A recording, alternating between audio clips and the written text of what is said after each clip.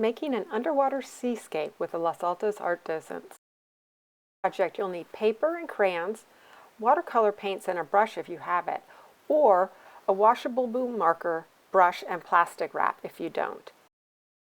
Let's look at some artwork of underwater scenes before we get started. What colors do you see here? What shapes do you see? Do you see any patterns? What other plants and creatures would you find in the ocean besides fish? What else do you notice about the fish? I noticed that the shape of the fish is very similar to the shape of my hand, so trace the contour of your hand. Then add a tail and fins, maybe a mouth and an eye. Draw patterns and color in your fish. If you want any areas white, color it in with white crayon because we're going to put a watercolor wash over the whole thing at the end. Next, place your fingers on the bottom of the paper and use a crayon to trace and draw either seaweed or coral. Color in your shapes thoroughly. Add examples of other sea creatures you'd find underwater. Here are some examples of other sea creatures and simple instructions on how to draw them with shapes. Once you're happy with your drawing, put a large sheet of plastic wrap down.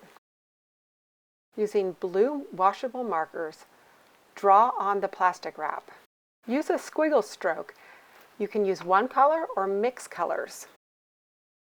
Next, dip a brush in water and spread a little water all over the plastic wrap, mixing the colors together. Now take your drawing and flip it over and place it down on the plastic wrap and give it a back rub all over.